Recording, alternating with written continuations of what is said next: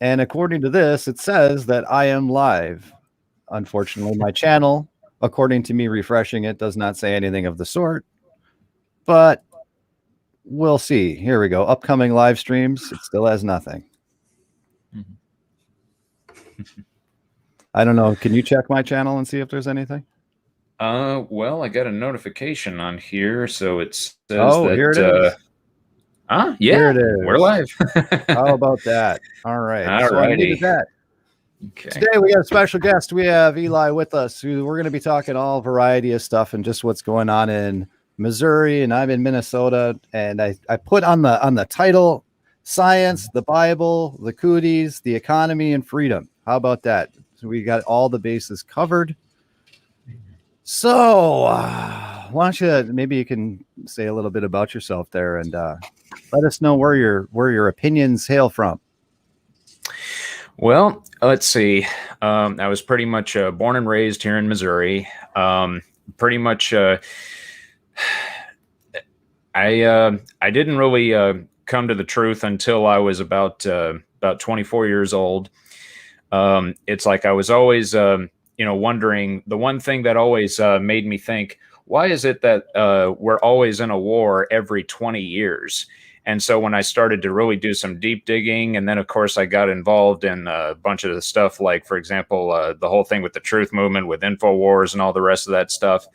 And then whenever I just, I was dealing with, at the time, I didn't even know that it was basically personal sin in my life.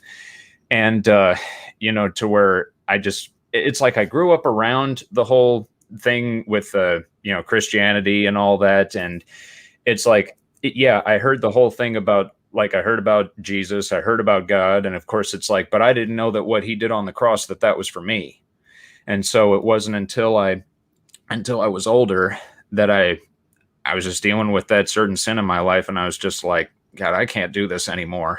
And how is Missouri for Christianity and churchianity as far as the little churches and all that stuff? Are people pretty right on, or? It's very rare to find those that have their doctrine straight. Unfortunately, around my area, it's predominantly either kind of non-denominational, but a lot of Catholic churches, as well as I think there's also like Church of Christ and a bunch of other heretical sects and everything around there. But I mean, for the most part, I pretty much just stick to stuff that I do at home. So then when you're out finding the truth, were you going to a church out there? No, I wasn't actually going to a church there at the time, because when I was 18 years old, and of course a bunch of guys had witnessed to me at the time, and I just I just felt convicted and everything over and over. But the thing is that it's like I didn't come to the true, I didn't come to the gospel until I was about 24. And whenever I had actually, read 1 Corinthians 15, 1-4 for the first time, and where I'm like, I believe it. And, where I broke down in tears, and I was just like, right at the side of the bed. And I'm just like, thank you, Lord. Thank you for saving me. And to where it's like, that's when I trusted the gospel for the first time.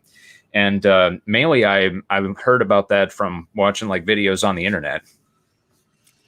Yeah, funny how that works, isn't it? It's not actually from the church you happen to be by, or for your parents or anything like that. Or if anything, it'd be the crazy family member who's really into church, who's always been kind of goofy. And then you go off and get saved on your own. And then you go back and talk to the guy and go, hey, you're actually kind of right.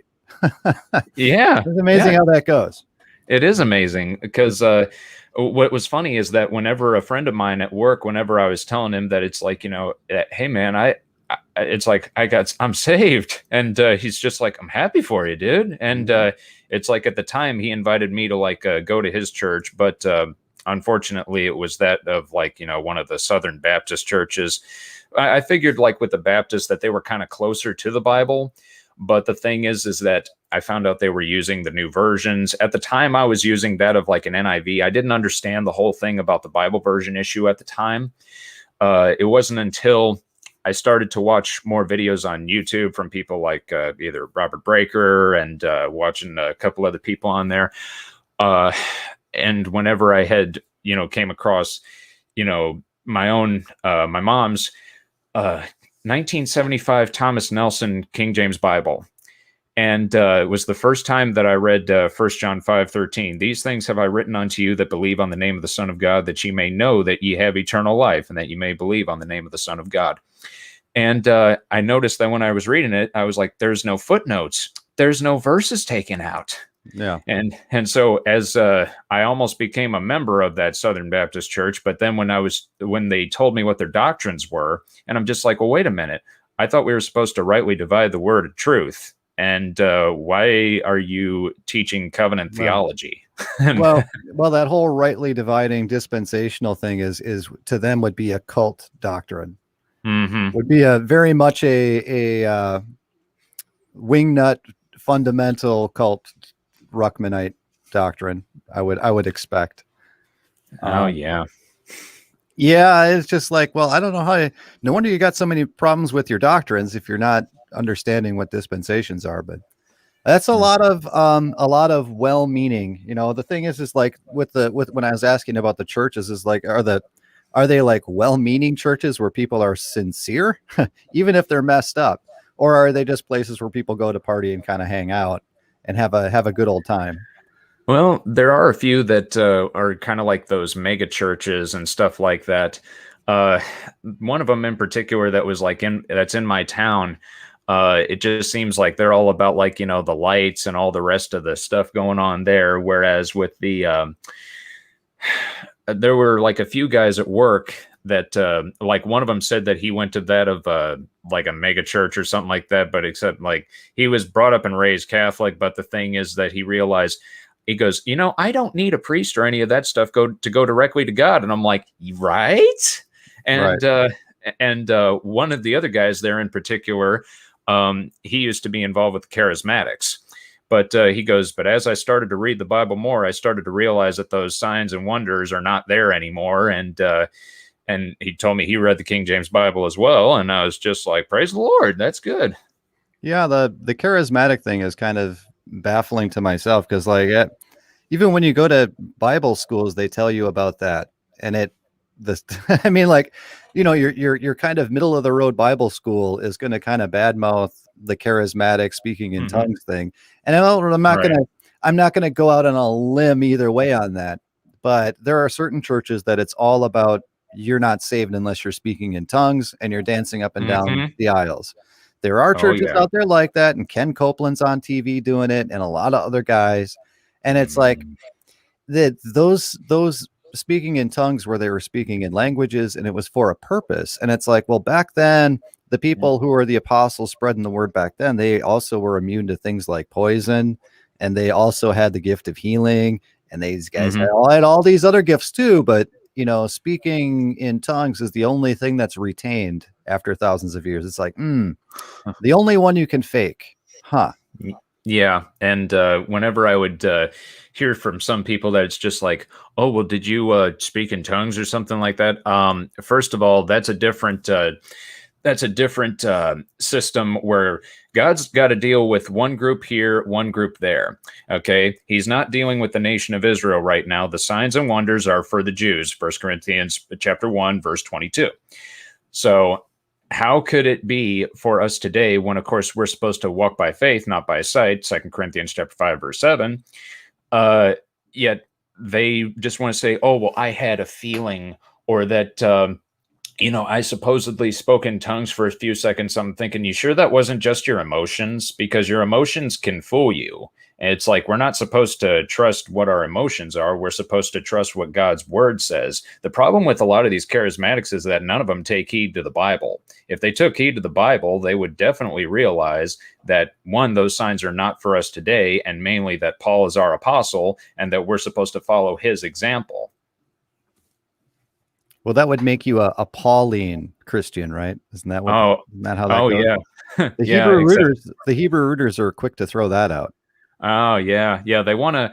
It's funny how, whether if it's with the charismatics or the Hebrew rooters, is that they say that, Well, they want all the blessings, but they don't want any of the curses as described in Deuteronomy 28. Exactly. We're gonna follow all of these arbitrary rules that God put there just to prove you couldn't do them. But then they don't want to talk about all the things that are supposed to happen to you when you don't do them. Uh-huh. Yeah. Yeah. I mean, just any of these guys that try to say it's like, oh, well, then you're probably not saved. Like, if you didn't speak in tongues or get baptized in water. Paul said that Christ sent me not to baptize, but to preach the gospel. So water baptism doesn't matter. I mean, what about the dying thief on the cross? He was never baptized. So why are you worried about him? It all falls under that works category. And that is the crux of the thing is like true Christianity has no works involved in anything because Jesus did all the work. And anything that you do to try and say you need that for salvation is saying that Jesus was not good enough to save you.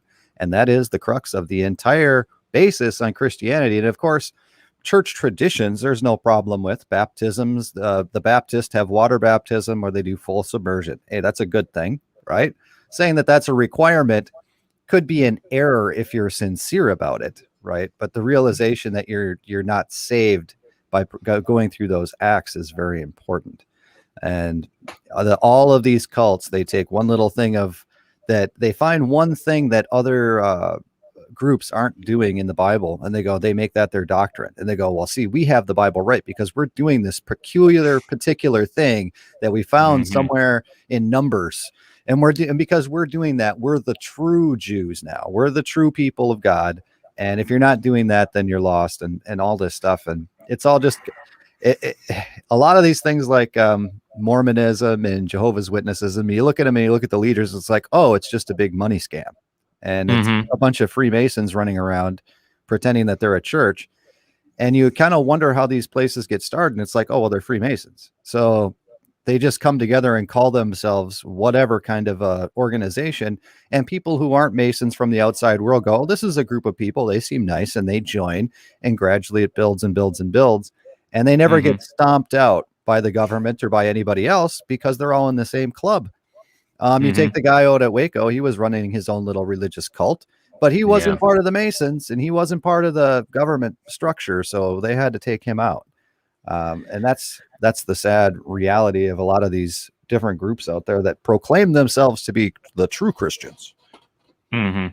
Oh yeah, whenever they want to come out there and proclaim themselves as the true Christians, and yet especially when they don't read the part, I think it's in Matthew 24, whenever the Lord's speaking directly to the disciples, saying it's like, if they say I am Christ, believe it not. If they say, lo, here is Christ, believe it not. So with David Koresh and them, I mean, yeah, that was a religious cult. At the same time, it's like the ATF and the Justice Department basically went in there and completely violated their rights and went in there and killed a bunch of innocent women and children in there. Right. So on that fun news about government, enslaving the people and doing all those things, I do have the sludge report up where we're talking about Cooties cases than last Labor Day. There's more of them now. And it turns out that those people that have been rushing out to get in line, diligently waiting for their little gene therapy deal to get, it turns out that they're the ones getting sick and not the people who said, no, we don't want to do that. How is that whole situation where you're at in Missouri? Are people lining up to get their gene therapy or are they not? It's kind of like half and half. I mean, there have been some people even at my work who said that they were getting, that they've either gotten the shot or whatever. It's not mandatory where I work at, and nor did the governor there ever say that he was going to mandate anything of vaccines there. We didn't even have a statewide mask mandate or anything last year. He was just leaving it up to the localities. And in my county, they had it to where there was, no mask mandate whatsoever. It was whatever the businesses wanted to do pretty much at that point. So what about the people? A lot of people are running around with face diapers on or like the stores, like grocery stores you go into, are the employees there? They have to mask up or?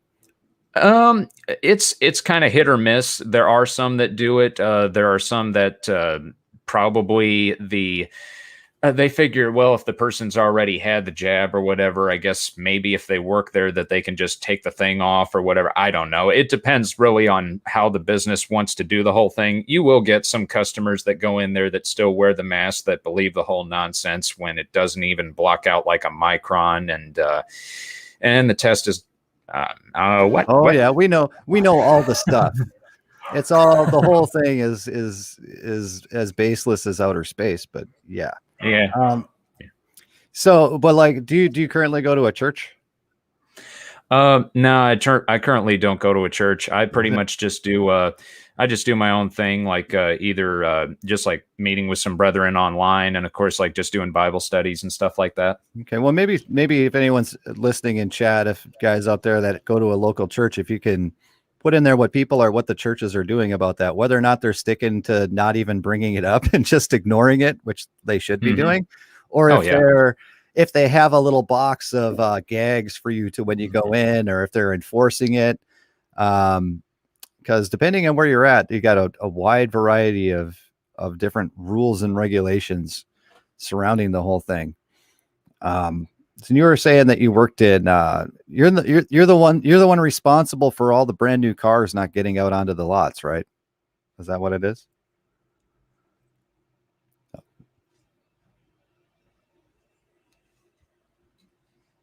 I think did we lose you?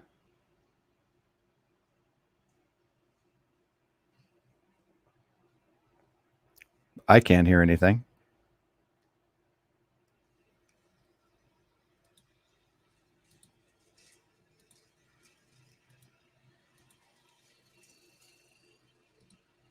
Did we lose Eli? Can someone type in chat? Yep, we lost him. He'll be back in a second.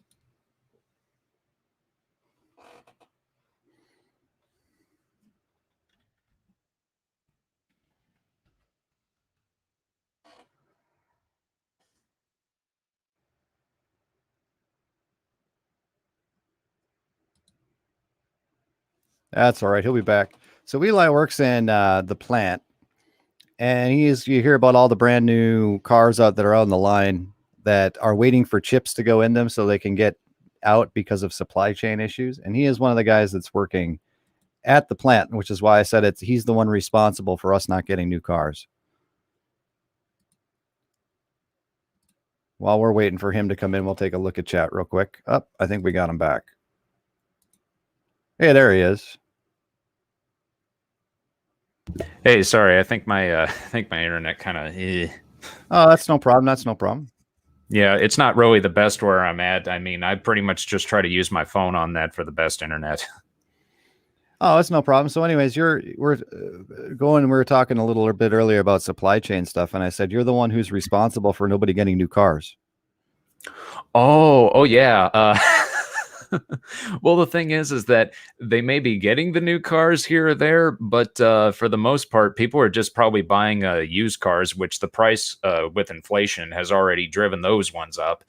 And then with I think there's like the shortages, like with either the semiconductors or with the chips when it comes to the different trucks or cars. Because I know that with GM, they had like lots full of either trucks or the vans that they had. I think they had like maybe 30,000 of them that were probably in lots. I don't know.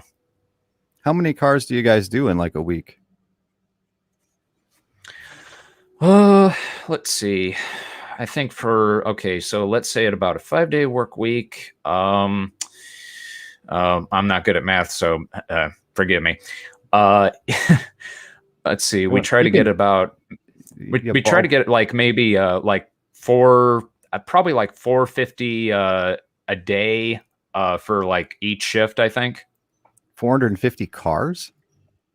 Well, for where I work at, it's like with the seatings, it's like a supply thing. So it may differ with the GM one, because the GM's probably about I think they're about maybe 3,300 or 3,500, I think.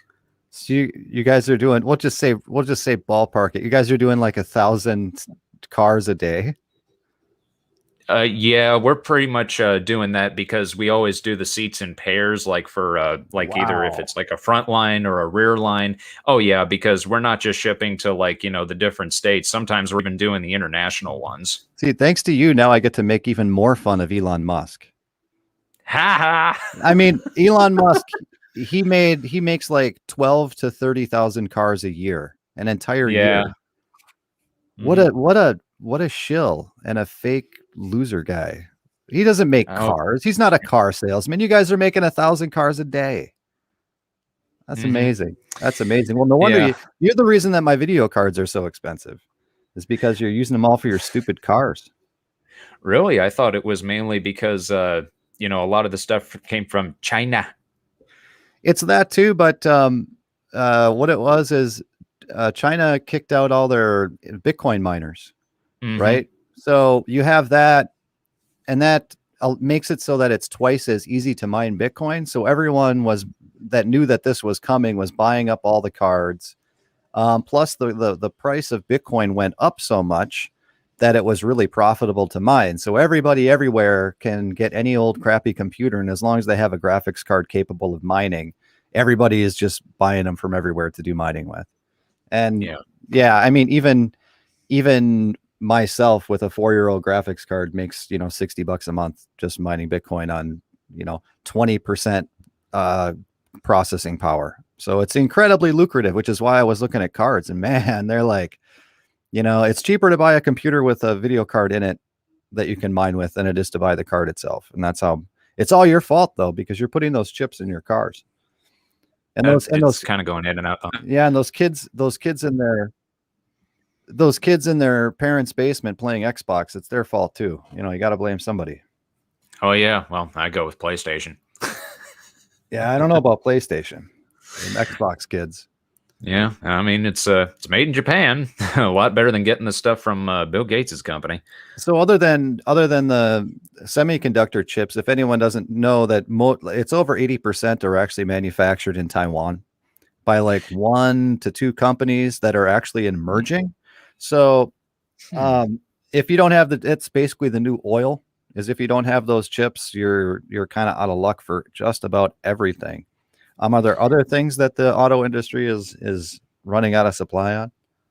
Well, yeah, I mean if they're running out of that, I mean it's like the Cooties had pretty much hurt a lot of the uh, like the whole, not just the supply chain, but even the stuff with like either the chips, the semiconductors, just about let's see, if it's metals, if it's plastics, just about anything, because whenever they had to stay on that, uh yeah, then of course it's like we don't know whether if it's going to be shut down, if it's going to keep going. um yeah, it just depends on like whenever they have people up and running and doing what they got to do, particularly because some of the parts that we get are, they're not from the US, they're either from South Korea, they're from Canada, or they're from Mexico. Thanks, Yeah. NAFTA. Yeah, I don't think. Do you have anything that's from the U.S. when you're putting a car together? Maybe the tires. That about it?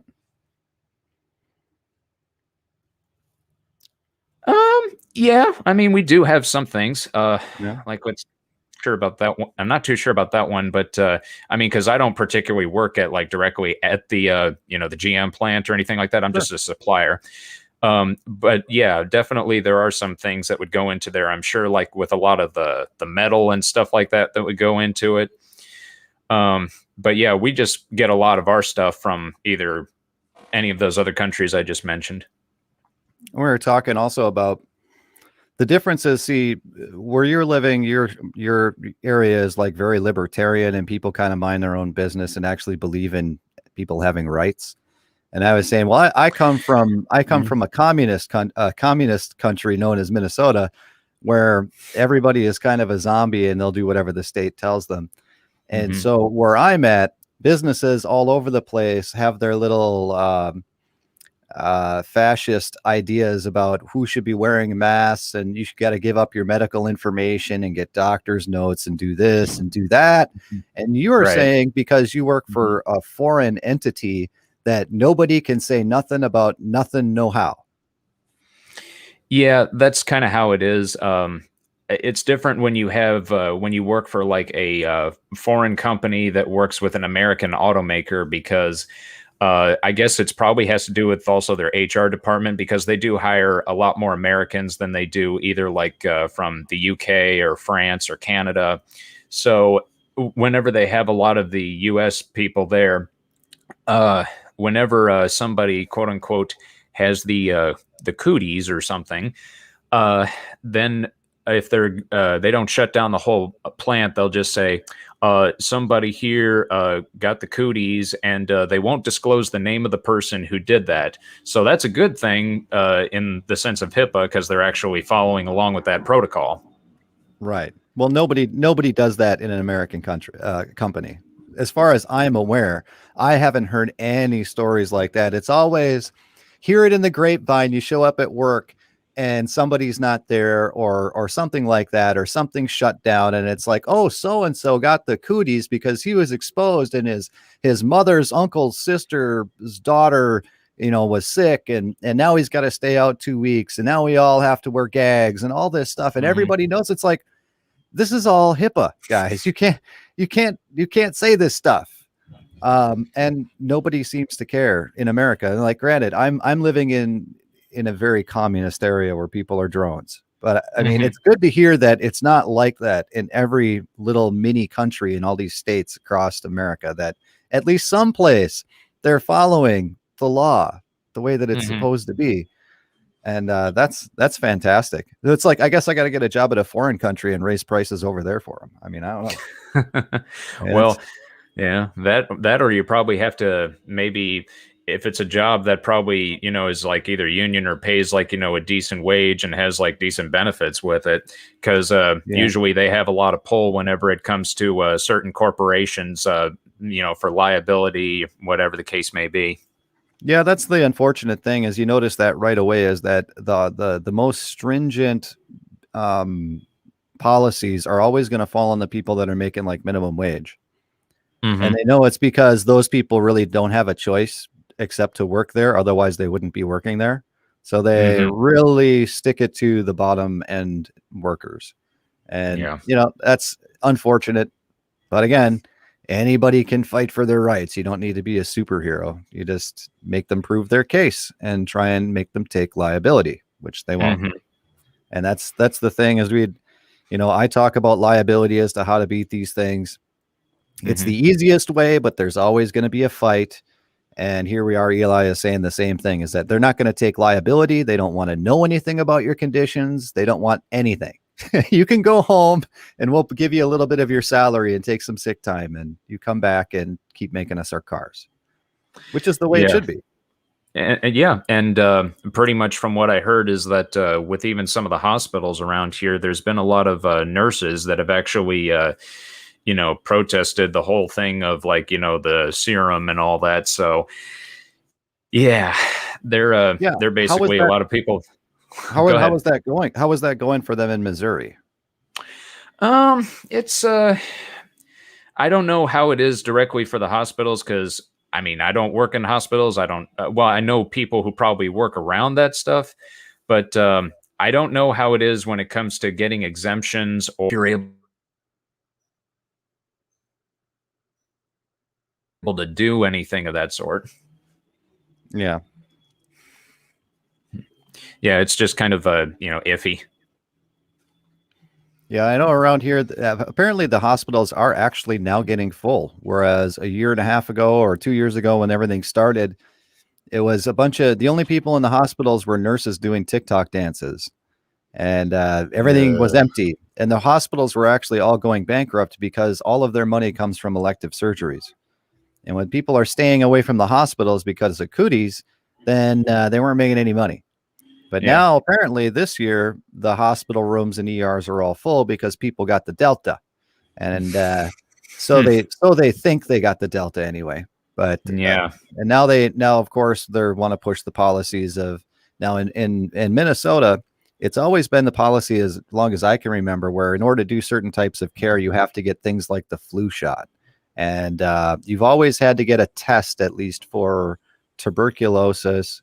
And I'm not sure what other things you need to get, but they've already catered to that, to where you have to get that. So I think I think getting the old Pfizer one is probably on the table in Minnesota, but it's good to hear, in other places it may not be the case. Mm-hmm.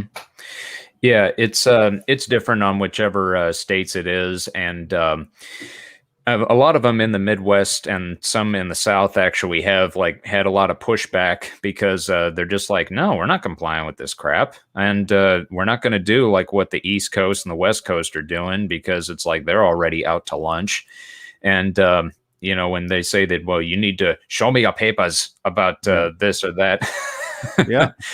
Yeah, but well, in your when it state, in your state, at least everyone's walking around with a gun, right? If they well, wanna. yeah, if they want to. I mean, it's like, I'll never tell. Yeah. I mean, because I live in a state where it's like what's called constitutional carry. We had that actually 5 years before Texas made the news about that. And so the whole thing about it is that you don't have to have it when you're out in public. The only thing is that you can't carry it whenever you're going into like a federal building or anything. You can't have it there. But if you do have a permit within the state, you can legally go through the state capitol as long as you go through the metal detector with your gun on your side. Yeah. Well, it's open carry. It's funny. Minnesota has open carry, but nobody does it. Texas passed the thing where anybody who we have concealed carry permits, but it's supposed to be completely legal to open carry. Texas passed the deal though, where anybody who even qualifies to get a gun can carry it, and no one can say anything about it. And that must mean concealed carry too, because otherwise what would be the point of concealed carry? Yeah, exactly. And I think it was actually the governor of your state back in I think 2002, 2003, Jesse Ventura, that had actually made concealed carry a thing in Minnesota. Yeah, Jesse Ventura did a lot of great things. Yeah, and he, of course, he wasn't part of the club, and that's what happened with him. I'm glad I'm glad he didn't get bumped off, but I don't think governors are that high a priority. But they had him in the room with the CIA asking him how he won the election and what did he do, thinking he cheated. Yeah, I remember watching that on I think it was his True TV conspiracy theory show. And although unfortunately I heard that he was on Russia Today basically saying that people should get the serum. I kid you not. Well, yeah, but he's of that age bracket, we'll just say. Yeah, that could be it. Maybe he just doesn't know any better. Well, they grew up in a different time where the government doesn't necessarily always trying to get you. It wasn't always trying to enslave you. And he is also a special forces military guy, and America has been good to him up until he was governor. So that's where he's coming from. That and until after he had the whole Chris Kyle thing. Yeah. Well, people still don't like him for that, and it's like, yeah, but Chris Kyle's the one who did it. I don't know. Yeah. Excuse me if if you hear like a sound in the background. Sorry, somebody's vacuuming in the background.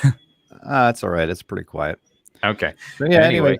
Yeah. It's like, you don't have to worry about the government and politics when you can't name when you can only name, the only politicians you remember are like the one good one. And it's like, okay, I remember Jesse Ventura and I remember Ron Paul, and that's it. Yeah. Everybody else is total garbage. Yeah. Over here, I mean, we've had it to where the governor's actually been pretty decent. He's actually passed the Second Amendment Preservation Act, to where if the state or local government basically came in and, if the ATF or the federal government came in trying to confiscate people's weapons, then they would, then the state and local governments would not comply with that, as according to that of the sheriff.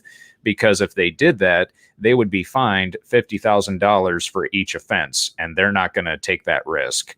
So, and there were a few guys, I think it was like in the Missouri State Legislature, that actually had gotten the bills passed, because they're just like, yeah, we want a little bit more freedoms over here. Yeah.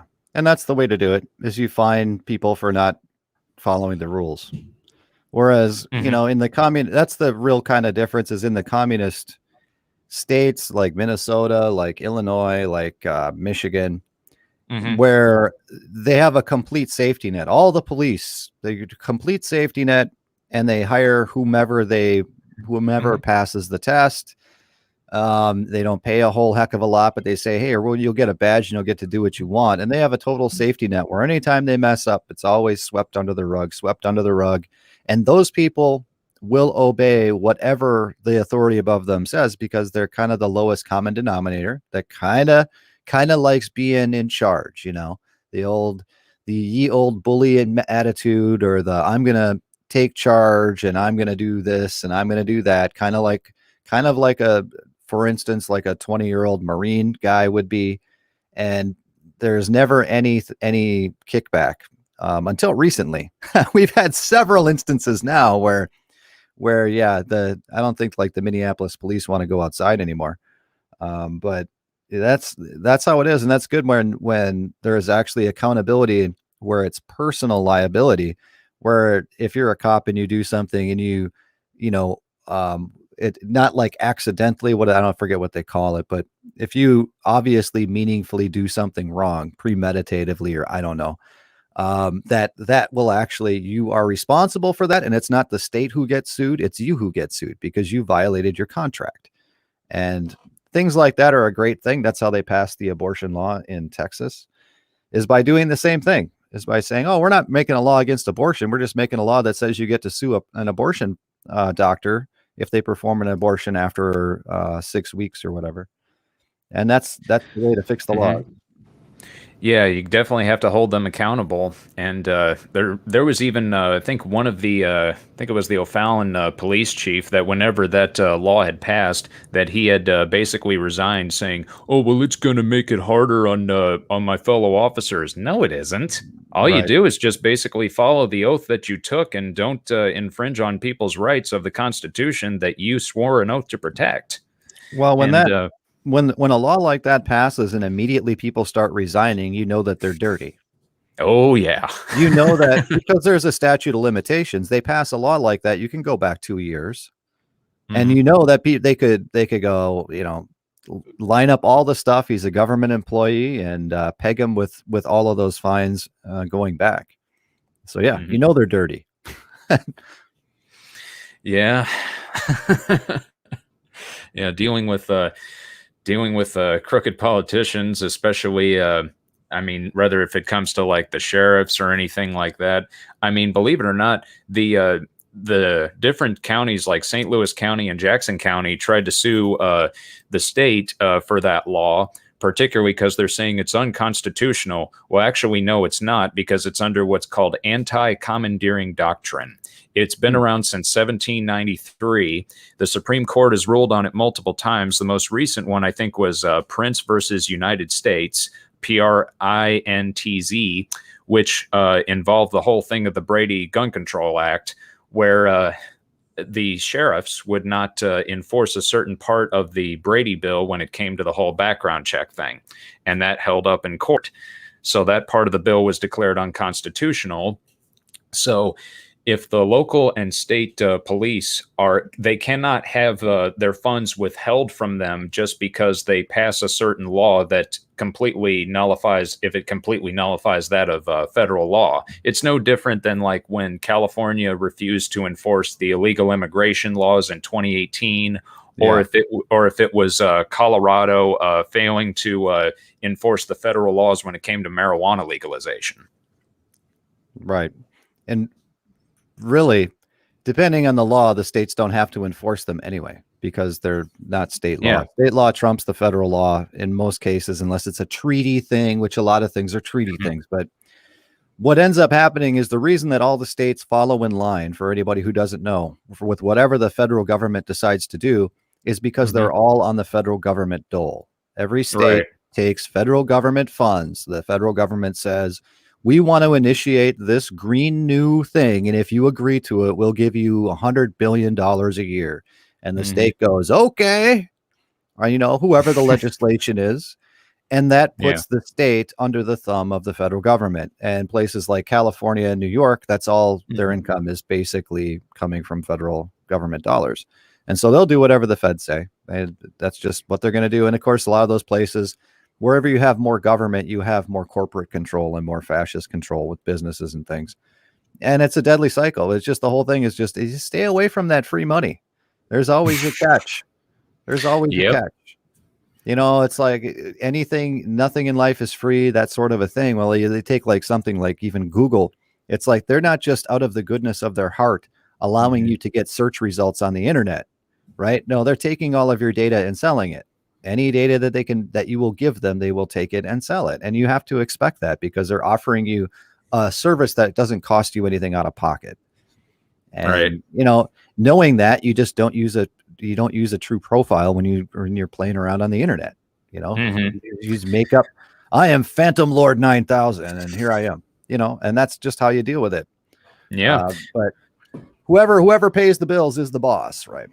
Yeah. I mean, the whole reason why I came up with my channel name, Show Me the Truth 1611, is because I'm from Missouri, the Show Me state. And of course, the truth is God's word, the King James Bible, AV 1611. So that's why I decided, okay, it's a good name to put together. So I decided to go directly with that. Plus, one thing that I found out, as well as a friend of mine who moved here, found out that it's actually a state where a lot of people are just like, okay, show me the evidence, prove it to me. Yeah, you have people that actually study logic or understand logic. Mm-hmm. Well, we're all a bunch of vegetables here. We're completely all greenies, completely out of it. I don't know the last time I talked to someone who had a spark in their eye and actually understood something. It's been a long time, like face to face. I mean, I got my dad has a twinkle every now and then, but for the most part, it's I'm a retired state employee for the last 35 years, and I think everyone needs free health care, you know, that kind of thing. And every so often you get a twinkle out of the guy. But you know, he's old. He's entitled to be wrong, I guess, when he's almost 90. But yeah, it's been a long time since, you know, unless you're talking about something that doesn't matter, you know, you're talking about something on Netflix or some sort of hobby thing, then people get excited, but not about anything real.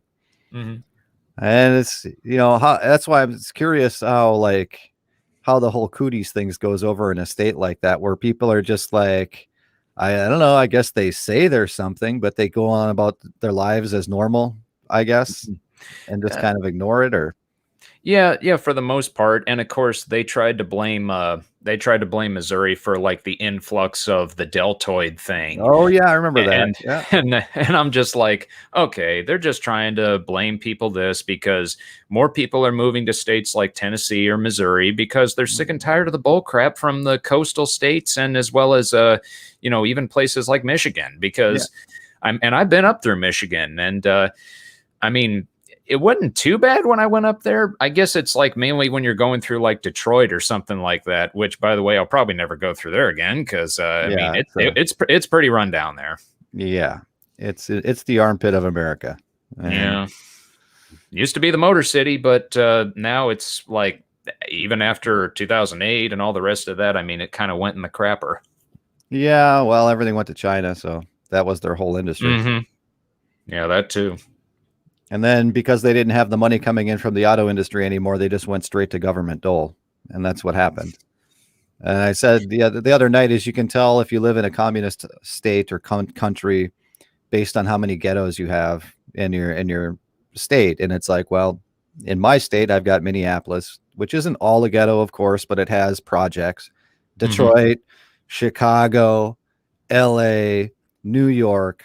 Okay, those are your communist centrals, and they're the place that have all the ghettos and the most rights violations and the most, you know, wicked, evil police. And I don't mean every cop out there. Of course, there's outliers, but we have to make sweeping generalizations. We're all about that here. But anyways, yeah, you know, there's like, there is, I don't think there's any slums and ghettos in like Wyoming, right? I mean, come on. I mean, it's it's mainly a lot of like, you know, like rural land. I mean, even most of Missouri is like rural land. We're pretty spread out everywhere. The only three major cities that are probably in there would be like Kansas City, Missouri, Columbia, Missouri, and St. Louis or St. Louis County. Those are the only big areas. Yeah, Other but than that, everywhere else is just small. Kansas City is only half your fault because of Kansas. And Kansas City isn't even that bad. I mean, Kansas City is like a suburb, would be a suburban city in Minneapolis. I mean, that's how large that is. It's a comparatively from where I'm coming from. I went through Kansas City on a couple of occasions, and it's like, yeah, it's pretty tiny. Yeah. Minneapolis, St. Paul is like 3 million people, all kind of living on top of each other. Yeah, over in Jeff City, I mean, it's which is the capital. It's not even that big. It's like very small for a state capital. I was shocked to see like what the size of it was. I mean, it's almost like you're just going into a small town there with like maybe a couple shops here and there. They got like a pizza place over here, and I mean, you see a lot of monuments and everything. But for the most part, it's pretty laid back over here. We'll have to add that one to the list for fleeing Minnesota party. I got to start a GoFundMe. That's right. GoFundMe. Oh, I need property. Get me speaking of money. Yeah. Yeah. Speaking of money, one of the things I found out over here in Missouri that they're trying to do, at least by the next legislative session, is they're trying to make it to where gold and silver can become legal tender here in the state again. I wonder how they would go about doing that. Well, I mean, they could do that by, different states that have done that, like Oklahoma, Texas, Utah, I think maybe Tennessee. They would probably take a bunch of the gold or whatever. Now, I don't know how they do it, if it's over at like the New York Fed or what it is, but it would probably have to be brought up directly over there. And then they basically have that to supplicate for any of their, state bonds or whatever. So they would have something to fall back on. That's interesting. I don't know how they would possibly do that, because that is one of those constitutional things where the feds the Treasury has control over the money, just so every state is using the same thing. I don't know. Maybe, hey, we don't follow the Constitution anymore, so maybe we don't do that either. I don't know. I don't understand how that would work. I get silver money could work, but like gold, you're gonna print something with that? You're gonna have a cryptocurrency? I don't understand how that would work at all. It's like, why don't you just use Bitcoin? Yeah, or have a cryptocurrency that's backed by gold and silver. And then you're talking about a lot of value. They have that already, but again, the problem is with gold and silver is nobody knows how much it's worth, because there's too many fake, phony paper gold and paper silver derivatives. So there's no price exploration. It's like, if you have something that's backed by actual physical gold, then you have something that's worth a lot of money. In physical silver, it's worth a lot of money. But if you're talking about just the derivatives market, then it's kind of pointless. I mean, I guess it's better than fiat. For anyone that doesn't know, fiat money is worthless. It's monopoly money is actually worth probably more, because monopoly money is useful in the game. And fiat money is just kind of the only reason anyone accepts it is because they are forced to by the government military. And that's why America has the largest military in the world several times over, is to make sure that people use our money. And fiat means by decree, which the only thing that gives those paper dollars value is by decree of the government. There is nothing at all whatsoever backing any of those ones and zeros in your bank account, or any of those green all-seeing eyes in your pocket, which is why Generation Z and the millennials and stuff are all looking at like crypto. And I don't know if I think it's more of a spiritual awakening, or some kind of an unconscious thing, that where all the younger generation is all gravitating into like a cryptocurrencies. And it can't be because they've studied economics and they know gold and silver aren't worth that much. It just can't be. But that is where things are going. And that is where, where you actually would have fungibility and equal trading between peoples without any funny business, like with derivatives, or with, phony, the stock market being so manipulated and everything. The economics all over the place is kind of in a mess. And it's like, he who can fraud and the most money and launder the most money is the winner. And when money is going out for free, it's like apply for as many zero interest loans as you possibly can and buy as much real tangible goods while the money is still worth something. And that's the game that we're playing right now. And I don't know how long that can last, but it's good to see that states, I know Florida wants to become the Bitcoin capital of America, and Wyoming has some things going on with Bitcoin as well. And banks are embracing cryptocurrency, and that's a good thing. That's a good thing. We can wrestle a little bit of freedom away from the Federal Reserve and the Rothschild family. Oh yeah, and definitely take a lot even away from the Vatican, because especially when they run most of the banks through their Knights of Malta. Interesting thing that I found out is that have you ever heard of what's called the Emergency Banking Relief Act of 1933? I have heard of it, but I don't remember exactly what it was. Okay, so the Emergency Banking Relief Act was signed into law on March 9th, 1933 by Franklin Roosevelt. And one of the things that was in there was Proclamation, I think it's 2039 and Proclamation 2040, where it's got to do something with the basically where it put us under that of a military war powers government rather than being a constitutional republic. Oh yeah, yeah. Yeah, you can see he's got the gold fringe on his flags. He's Oh, yeah. declaring war. Yeah, because that's a military flag. Anytime Yeah. you see one of those in there, I bet you if you probably asked any of like the circuit or district court judges why any of those fringes were on the flags, they wouldn't tell you why. Well, they probably don't know. It's been so long that people are dum-dums today. But yeah, this is where we're talking about how the Constitution really doesn't apply anymore. It really doesn't, because the government is operating in total dictatorship mode. And it's kind of like they do lip service to the Constitution because otherwise the people would figure it out and the people would riot and the whole thing would crumble, and they can't have that. So they got to pretend that the Constitution is kind of in play, and the government went bankrupt. Okay. So the government, though, the corporation that took it over agreed to follow the Constitution somewhat. And then it comes down to people basically officially probably don't have any rights because we've been under a state of emergency since the country went bankrupt. Yep. And that's where your birth certificate comes from, is the sum of your wages. The government gets to withdraw upon your future earnings and your future production, and that's where their debt comes from, and that's where they're getting loaned money from the Federal Reserve. As they say, well, this baby here is good for at least a couple $1 million. So we're going to take out a little treasury certificate and call it a certificate of birth, which used to be spelled BERTH, like birthing of a ship, because it's Admiralty law. And this is where the stuff comes from. The Federal Reserve in 1913 and 1933. There was another one too, like the Powers Act or something like that, but emergency banking. So continue on with emergency banking. What are we doing here?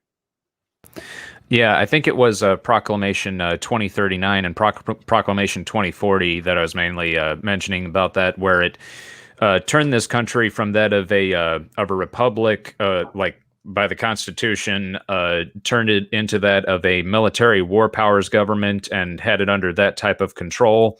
Because you notice that in 1935, FDR made it illegal for anybody to own gold, and then LBJ basically was doing the same thing with silver in 1965, all because, well, not only were they working for that of, the Vatican, the Federal Reserve, and all the rest of those boys, it's because they, when they were being controlled by them, it was pretty much to have it to where, well, with Nixon in 1971, where he took us off the gold standard. Yeah, I don't know how much we were actually even on the gold standard at that point, but they figured because out they don't want anything backing the currency, because I understand that, but I don't think even in 1971 that they actually had any gold. What's up? Oh, I was going to say that I don't think even in 1971 they actually had any gold to back the currency. I think they had a little bit of gold, but apparently the problem was people were investing in gold and they actually reclaiming the gold for the dollars that they had, and they knew that they would run out and they wouldn't be able to print any more money. That was exactly. Yeah, I don't think Fort Knox anyway, really ever had much of anything in it. Oh no, except it was probably used like, for the film adaptation of Goldfinger. Oh, right. People still think that actually today that the money is like backed by gold or something. That is unbelievable. I'd be like, okay, well then watch the I think it's the House Finance Committee hearings between at the time Federal Reserve Chairman Ben Bernanke and Congressman Ron Paul whenever they're going back and forth, and then Ron Paul asks him, "Do you believe that gold is money?" And then Ben Bernanke's like, "No, I don't believe it is." He goes, "Oh, so it's not money?" He goes, thousands of years it was used as currency, and then somebody reversed that and eliminated that economic law. Yeah. Yeah. He's like, why do central banks hold gold or silver? He goes, oh, because it's a form of reserves. He goes, why not hold diamonds? Right. Yeah. Yeah. I mean, it doesn't, none of this stuff adds up, but you're dealing with crooked banksters and crooked politicians and all this stuff. Mm-hmm. The good on the good note, on the good news, within the next 10 years, there's going to be hopefully a different system. And you can either be a part of the central bank digital currency, one world order, mark of the beast system, or you can do your own thing and be your own bank and be crazy rich with Bitcoin and a few other cryptocurrencies. And you may not be in America, right? Because depending on how much they want to crack down on people, but hey, if you're rich, you can go wherever you want. And hey, El Salvador's looking good too. We're adding that one to the list. Go fund me to El Salvador. Yeah.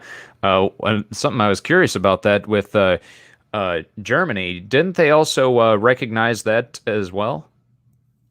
For Bitcoin or for what? To where they're actually starting to recognize that of cryptocurrency, because I know that they were talking about it a few years ago. Germany is doing a Bitcoin ETF, I think, which is a exchange trade fund thing that's kind of like a stock market, I guess. I'm not big on the ETF thing, but they're doing that, and it's only a matter of time before countries are going to have to accept Bitcoin because everybody else is using it. Like right now, it's just the small little Central American countries, but you get Nigeria is already using it, and they're not. It's not an official currency. But something like 70% of everybody in Nigeria uses Bitcoin. Okay, so the country is pretty big. It has like 50 million people, I think. And is that whether or not the government wants to accept it or not, their people are using it. And you have other places like China and other places like Russia. Now, America, this is in the news in the circles of YouTube videos and some of the places I get my information from. America is run basically, we don't have gold to back the dollar. So we have oil to back the dollar, which is why we're so cozy with the Saudi Arabia. So we got the petrodollar, right? And we had an agreement here with Saudi Arabia, and it's called that Saudi Arabia. It's like, hey, we'll protect you guys out here in the desert. We'll make sure no one steals your oil. All we want to do for the protection is we want you to only sell your oil in US dollars.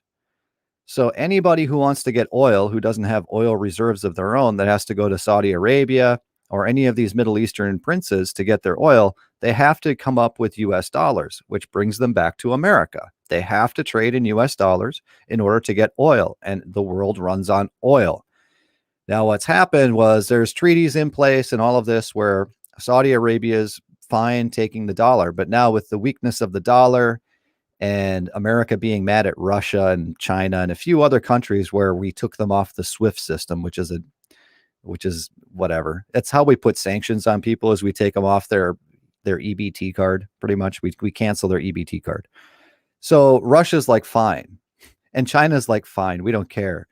Well, within the last couple of weeks, China and Russia both made agreements with Saudi Arabia to where China is paying for certain types of fuel using their crappy yuan. And Russia, I forget what they're using, but they came to an agreement as to the type of money that they're going to use to get oil from Saudi Arabia. So everyone is bypassing America and our sanctions and our petrodollar. Because they know it's going to collapse, and I'm sure they're all in on it. I'm sure everyone knows they're trying to collapse the system in America, right? They want to move to a new system, and we have our new normal and all of our new stuff, right? That's what they want to push to. So all of these things are going on, and if people aren't forced to use the US dollar, people aren't going to use it. On the positive side, Most other places are using fiat currency too that's backed by nothing but their government. So they're in worse shape than America. Yeah. So that's what it comes down to. So it's not like overnight. I don't think that overnight our dollar is going to become worthless. I think, but over the course of 5 years, yeah, we're going to be running around and we're going to pay $100 for a pack of gum. That's just how fiat currency works. When you can print as much as you want to keep your economy going. Now, the reason that America is not hit so bad is because we're the reserve currency, which means we can ship our inflation out to everybody else who needs dollars so they can buy oil. So we can print as much as we want and then ship it out to all these other countries so they can buy oil, and our inflation goes overseas more or less. And now with other countries not buying oil in the dollar, they're not going to need our dollars. So what happens then is the Federal Reserve just buys back their own debt, and they just have their own little Ponzi scheme all to themselves. We create, bonds for the debt, and the Federal Reserve buys them and then sells them back to the banks and then buys them back. It's just a circle. It's just a big circle jerk of money printing. Yeah. And it's like, why go through all that trouble of doing all that hocus pocus stuff? Everybody knows it's a fraud. You just go ahead and go through all that trouble. I mean, especially when they do that with a couple years ago, they had like an agreement between China, Russia, and even Syria to have an oil pipeline that was going to go directly through Syria and through China and Russia without having to go through Western Europe. And that's one of the main reasons why they were even having, ISIS go in and everything backed by the CIA. So that way that they would actually have a hold of it. It's just a repeat of what they did to Iran back in 1953, whenever they deposed Mohammad Mossadegh because he had nationalized the oil industry over in Iran, and BP and any of the American, like Rockefeller oil company or whatever, basically wanted to take that part of Iran over. So then they just decided to install the Shah. Do you mean to tell me that Al Qaeda wasn't interested in oil? Come on. Oh, yeah. All of our military. If you look back through history of all of our failed wars, I mean, in America and the people that run the government and the deep state and the military industrial complex, let me make this perfectly clear. They only left because they accomplished all of their goals. All right. They don't care that America considers it a defeat or it goes down in the history books as a defeat. No, they went in there and they got their rupees, or they got their oil, or they got their opium, or they got whatever they wanted. And that's why now we're out of Afghanistan, is because their mission was ended. So that's it. They had a 20-year run, and that's what they did. 20 years almost to the day. Right. So yeah, that's it. Operation complete. It doesn't go down as a W, but it's a W for the likes of Blackwater or whatever that company is, and Halliburton and all them guys. Mm-hmm. It's a win for them. Yeah, and especially when you have them mine a whole bunch of lithium there, which a vein of that they found that was worth over $1 trillion. That's going to be really coming in handy whenever it comes to crypto. Yeah. Oh yeah. Yeah, we're all about the crypto. You don't have to worry about any of that stuff. You don't have to worry about petrodollars. You don't have to worry about inflation, because it's all taken care of. And you don't have to worry about somebody trying to confiscate it, because it's all on the interwebs. Oh, and yeah. It's like, well, then you say, what if they turn the internet off or this and that? And it's like, well, then you got bigger problems, because like they turn the internet off or they turn power off or they do all these other things. It's like, no, you need a gun and some rabbits and maybe a couple of chickens, and that's what you need. You don't need Bitcoin. Yeah. Talking about like actually going, the idea of going back to the Mad Max thing is like, no, not unless you've got, some major disaster that happens and the government has no money to go in there and do anything. It's like, now I'm pretty sure we're all going to have power in the internet, because that's how they keep control of the people. And yeah, that's just how it is. Well, yeah, they're not going to put out like, some sort of EMP blast that like destroys everything with an electronic circuit, because then how are they going to be able to propagandize people? Well, there's that, and EMPs don't exist. So there's that. Yeah, there's that too. Kind of like with satellites, right? Well, the satellites exist, but they're balloons. They're not floating around in Oh, space. oh, that's what they are. Okay. There is a ton of balloons out there. There is a ton. You can see Yeah, you because can I see definitely heard about like the weather balloons and stuff. yeah. You can see the car salesman's balloons going and his streamers of balloons like almost every night, beaming down, supposedly beaming down Wi-Fi from like 200 miles out in space. They're beaming Wi-Fi to you so you can watch Netflix. Beam me up, Scotty. Yeah, they want you to believe that. But there's balloons all over the place, which is why you have flight lanes and all that stuff, is to keep you away from balloons. And it's how it is. NASA is the #1 consumer of helium in the world, always have been. If you want to buy more than a certain amount of helium, you actually have to get approval from NASA, because they probably think you're trying to launch your own little balloon. What do they call Sataloon? They're called. Yeah, sure. It's a bunch of those people that aren't just like, sitting around and thinking, I'd like to make a very funny voice like this. Yeah, well, you never know. There could be a lot of a really big birthday party or something. yeah. So I'm talking about the whole flat Earth thing. When did you come into that idea? I actually came across that shortly after I got saved. It was somebody at work who was a good friend of mine. And whenever he was saying that, oh, yeah, man, the flat earths and everything is mentioned all throughout the Bible, at first I thought, oh, come on, you're crazy. And then, of course, when I really started to, realize that, hey, maybe there is something to this. And then especially when I heard from some brethren online who had talked about that as well, I was like, wow, I guess there is a lot more to this than I thought. And it's not really a globe, because if you find out that it's really rooted in that, the globe thing, rooted in that of paganism and a lot of stuff tied to like Copernicus and the Vatican and all that. And then you look at what the Bible says directly about it. It's what's the saying? Truth is stranger than fiction. Well, I don't know. I'm saying, I'm not saying that like in a way of that, like anything's fictitious or anything. I'm just saying that with God's word, it's like it lines it out perfectly. It's like, how would we have that of a globe if? Do you think? If you can see my screen, do you think the picture that I have up is what the Bible depicts, or?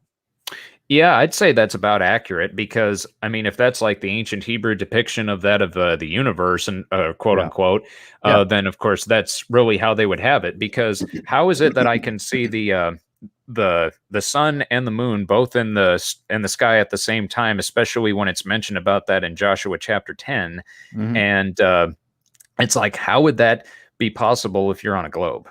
That's what turned me into a geocentrist back in the day. Mm-hmm. When I first became a Christian and was studying that stuff, and I'm like, hold on a second. You stop the sun and the moon.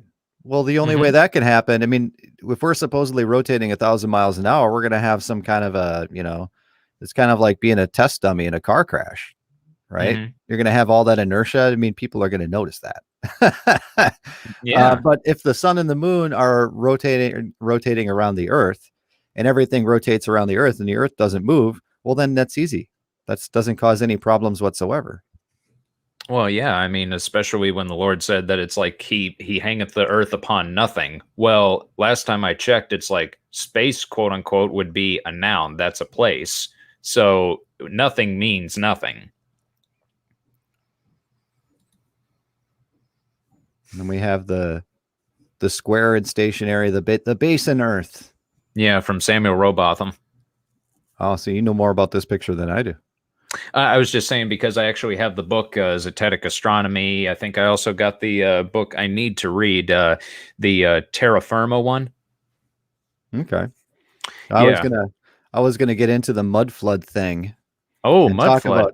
Mud flood thing, and eventually when I gather some resources on that, and then do the thing about aliens, because not space aliens, but you see here we've got the Antarctic basin deal that surrounds the land, but what if there's land on the outside of the Antarctica? Maybe they got people and civilizations living out there. How about that one? I don't know about that. I haven't looked much into it. Well, that's that Byrd guy, Admiral Byrd. He says I actually did hear about explored. him. Yeah, he went and explored Antarctica and said that when you get past the Antarctic shelf, there's actually more land. And I don't think I can find a. We'll just here's your standard New World Order global symbol, but it's the flat Earth map. But yeah, outside the Antarctica rim, you have more water and more islands and more land. That would be a pretty good reason to say that no, we're all stuck in a ball and there's nothing left to be discovered, right? Yeah, except the problem is that there's water doesn't stick directly to a ball, and the other thing is how can that be like with the Earth being that of dry land, according directly what the Bible says, is that how could it? It's like the seas didn't come until. My memory escapes me. Yeah, when you have the like the seas and the waters mentioned, but of course it all started with dry land. Oh yeah, I'm talking about the flat Earth perspective, though. We'll just assume that the Earth is flat, but all that we know of, even in a flat Earth perspective, is that Antarctica appears to probably, we don't know for sure because we can't go there, but it would make sense that this shelf, which there's pictures of, is like a couple 100 feet high, where the water is in. It seems like that surrounds the whole area. And what Admiral Byrd said is that when you get up there and he was flying, when you actually fly around up here, the shelf doesn't go on forever. Right. He said that there's more land and more water and more stuff outside the little ring that we know of and what we consider and we're told is our globe world. What do you think about that? Do you think that and then the people that would be on the land that's outside of Antarctica would actually be the aliens? See? Yeah, well, I mean, like I said, I haven't looked into it that far, but it would definitely be something to look into. Oh, I think it's interesting. Yeah. When I was even thinking about the whole thing when it came to that of like aliens and all that, I heard that the whole thing, like when people said that they saw UFOs, well, what is UFO? UFO is just identified flying objects. So it could be anything, could be a weather balloon, could be military aircraft, could be anything. Right. And yeah, when you see a bunch of shows like on the History Channel, like Ancient Aliens or whatever like that, I mean, all that is it's just really controlled opposition or propaganda, because a bunch of those guys saying on there that it's like, could it be that like, why are they always trying to like put it down a rabbit hole like that of a question? Oh, it's to keep you watching. Well, there's that they don't want to make any claims that they'll be liable for. You know, you make claims, when they say things that they know are untrue. If you phrase it in the form of a question and make you think about it and assert it in a certain way, then you're not taking on any. I don't know what else to call it other than karma. But you know, the reason that the guys that want to play all their Freemasonic games and all this stuff and all their little rituals, the reason that they put this stuff in media and have all these people do it is because it's like a warning, right? So then they don't have the karma kickback from God, because then it's like, well, we chose that, right?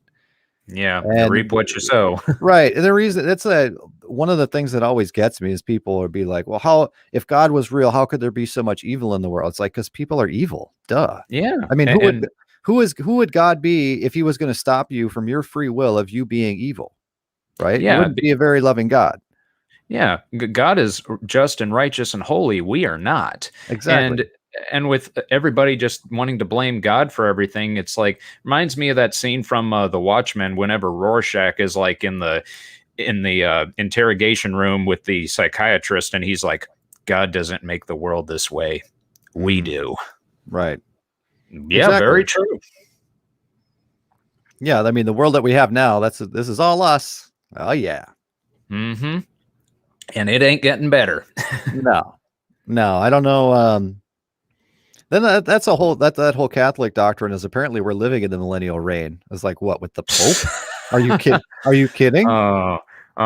You see, that's what happens when people don't read the Bible literally. When they read the Bible literally, then that's how you understand biblical future prophecy and how that will lead to a restoration of the nation of Israel. Because the amillennial view, which the Catholics and as well as even some of like the Calvinists and like that during the Reformers' time, they were looking forward to that entirely and just thinking that like the church has replaced Israel, when it's like, no, they most certainly have not. Now, of course, there were certain exceptions to, like, certain guys who, held to it and those who didn't. Like, for example, one thing I found out that Martin Luther even said is that he even believed in like a restoration of the nation of Israel. And of course, I found out that he never wrote that trash called The Jews and Their Lies that Hitler used or something like that. I heard that was another Jesuit lie, like the one they say about King James about him being a sodomite when he was not. I didn't hear Martin Luther. They said Martin Luther wrote The Jews and Their Lies? Really? Oh, yeah. Even Stephen Anderson tries to put that on there, saying that he wrote that. And of course, according to the guy who wrote Vatican Assassins, Eric John Phelps, he was just like, no, Luther never wrote that trash. Yeah, I didn't think so. Yeah. Been a while. I mean, been a while since I remember that the Jews and Their Lies and the Steve Anderson says everybody's a Jew.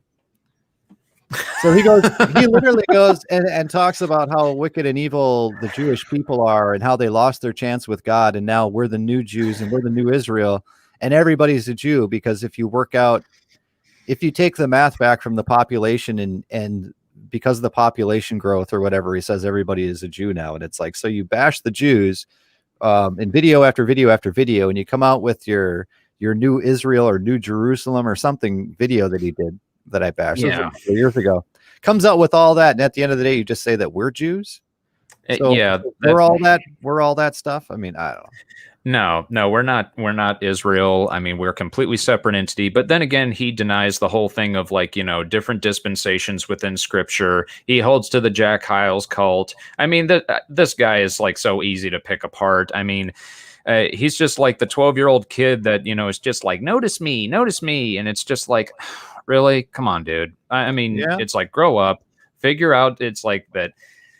Well, it's that God is not done with the nation of Israel. He's just put them aside for now. And of course, once the rapture happens and everybody goes up, then he's going to deal with the nation of Israel again. But of course, he holds to that post-trib heresy, thinking that the church is going to go through that of the tribulation. I'm like, see what happens when you're not dispensational?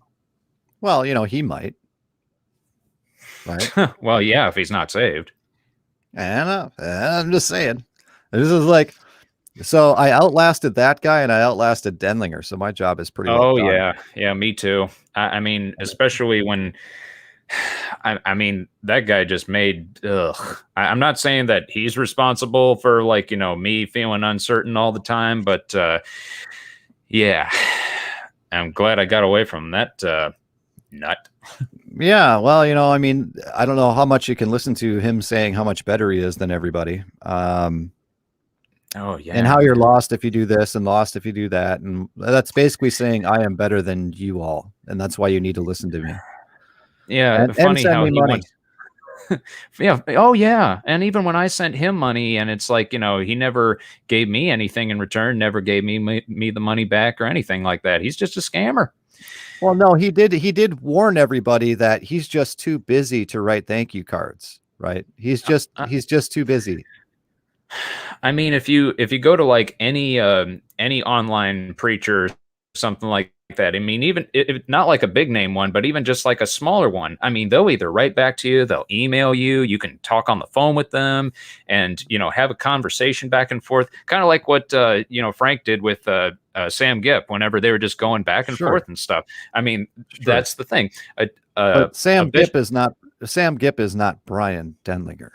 I know, but then again, you understand, Brian must have truckloads and truckloads, dump truckloads of fan mail dumped on him that he can't possibly send a form letter back to all of those loving minions of his. You're right. Anyways, that's a good thing. He didn't take enough notice to dox you. So that's a good thing. Oh yeah. Well, because I didn't really put myself out there and everything. I mean, I know some people who probably did, but they got away from him. Praise the Lord, they did. And you see, the whole thing about Brian Denlinger is that whenever he does that whole thing of thinking it's just like, oh well, I'm a great man of God and all this. Well, here's the thing. He's not following that of 1 Timothy chapter 3, when the Bible says that a bishop is supposed to be apt to teach, patient. And it's like, notice he has very little patience. He's all carnality. It has nothing to do with anything spiritual. And he's just trying to make it physical. Yeah. I don't know. And he's got bad doctrine. Oh, yeah. Out the yin yang. I think it's hilarious. All of his family is all in the Baptist church too, and they're all out doing stuff. And then not Brian. Yeah. Brian's begging from his minions.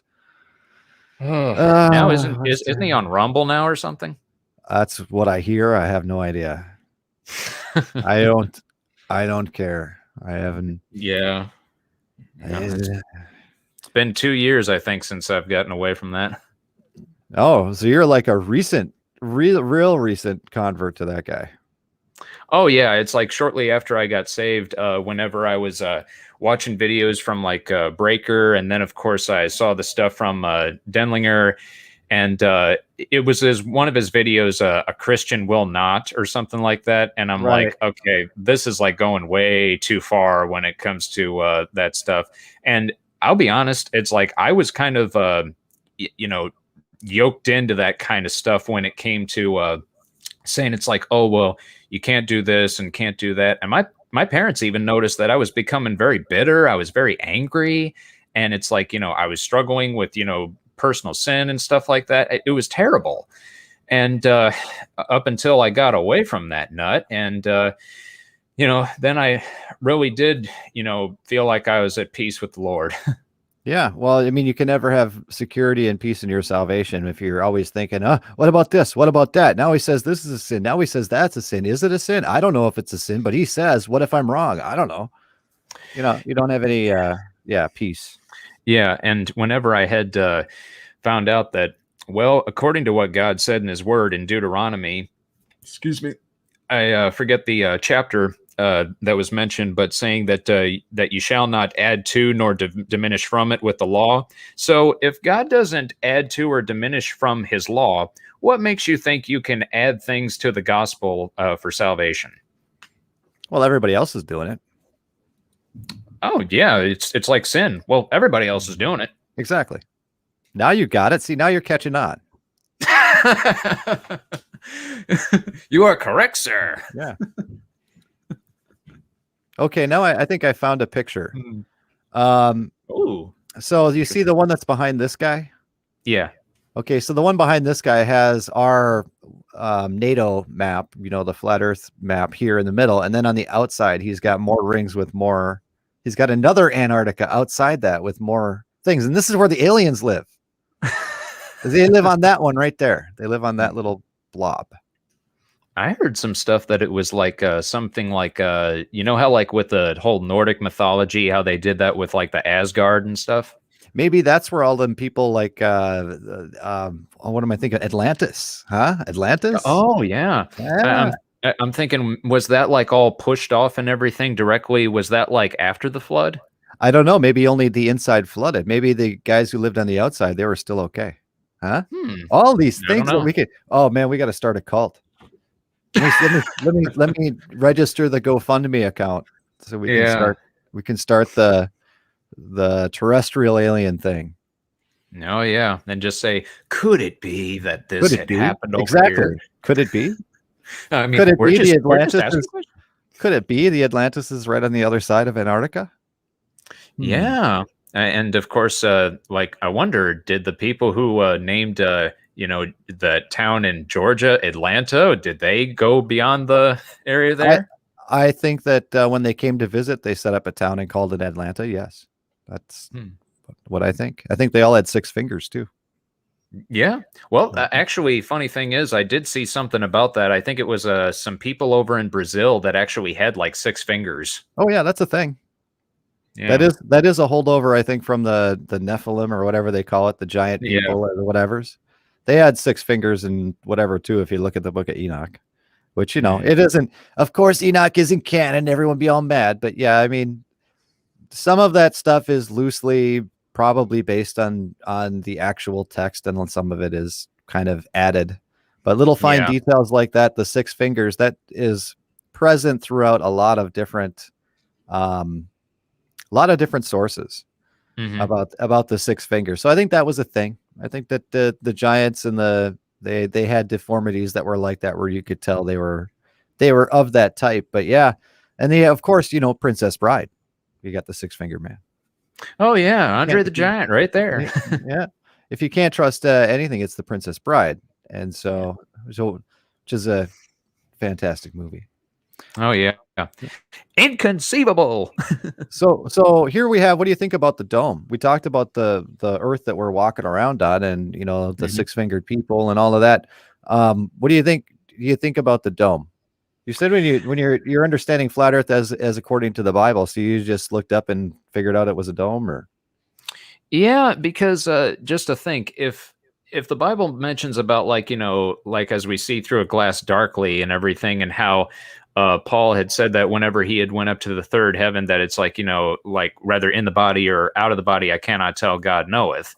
And of course, since flesh and blood cannot inherit the kingdom of God, it's like there has to be a barrier and everything covering over the plane, because otherwise, like you said before in one of the things, you said that it was that it would be like that of a vacuum if we had that of space. Right. Yeah. So whenever I had seen that, thought of that of the dome, and I was like, huh. And then I heard about the stuff of Operation Fishbowl, and I was like, now that's starting to make a lot more sense. And especially knowing how heaven's above and hell is below. Well, yeah. And that's why when they use that thing of the Earth's core or something like that, it's really just like going directly down into hell. Right.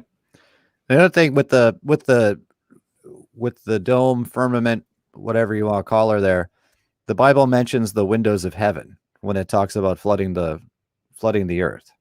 Right. And so, yeah, there's got to be a barrier. And you look at the picture that I have up, I think this is the updated Jewish rendition of it, where you have the waters that are above. When you look up at the sky and it's nighttime, it's all dark. It's kind of like, yeah, if you're underwater, that's what it would look like if you had no illumination, right?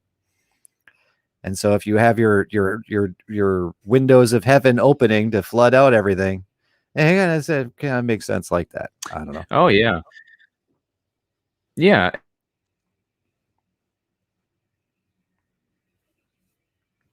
So you don't think that we're spinning around 1,000 miles an hour and going through space at 66,000 looking up at miles per hour, and then the stars and stuff like that?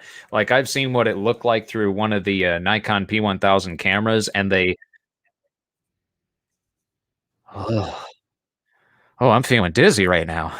Because if we were spinning around like that, then how did time and how would it not be night and just like be constantly going back and forth? You wouldn't happen to have any plant life. The other thing that really got to me is that if the sun is quote unquote 93 million miles away, or however long they say it is, how are people still getting sunburned?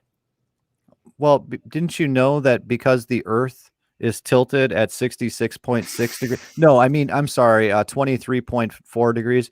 Because the Earth is tilted, that's how we get seasons. Because the sun can go 90 million miles and burn everything and scorch everything and dry everything out. But then if it goes 90 million miles plus like 5 to 10,000 more miles because of the tilt, then you get winter and 6-foot snowdrifts. But how would you get how do you even measure 93 million miles? You don't have a tape measure even that long. Hey, I've got a lab coat on and I'm saying it's 93 million. What do you got? You ain't got nothing. I got a degree. I paid good money to somebody. I paid somebody to tell me this, and so now I'm regurgitating it and telling you. Yeah, that's how this scam works. Oh yeah. The scam's only gonna run for so long, and then of course, the reason that it has to be 93 million miles is because they can actually sort of measure how far they think the moon is based on their dimensions, and in order to make the sun match up to be the exact same size of the moon, they have to multiply everything by like 16 times or something in order to make everything work out so you can have eclipses. Because eclipses destroy completely the whole idea of the spinning, winding through the galaxy vortex solar system. Yeah, I had a question about that. I don't know if you knew about it. The one thing I was curious about was even the stuff with the eclipses, because I've seen the eclipse, like the one that happened in 2017. Now, of course, with the biblical flat Earth and everything, I'm wondering, so like how is the moon doing that? Since the moon gives off its own light and the sun gives off its own light, then how do you explain the eclipses?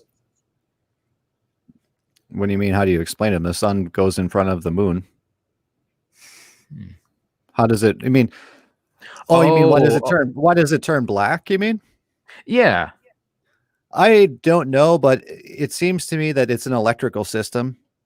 And there's a lot of people that are doing research on this stuff now. I mean, most of the people are unfortunately so dumb now that we're still working on what is a gyroscope. I mean, it sucks.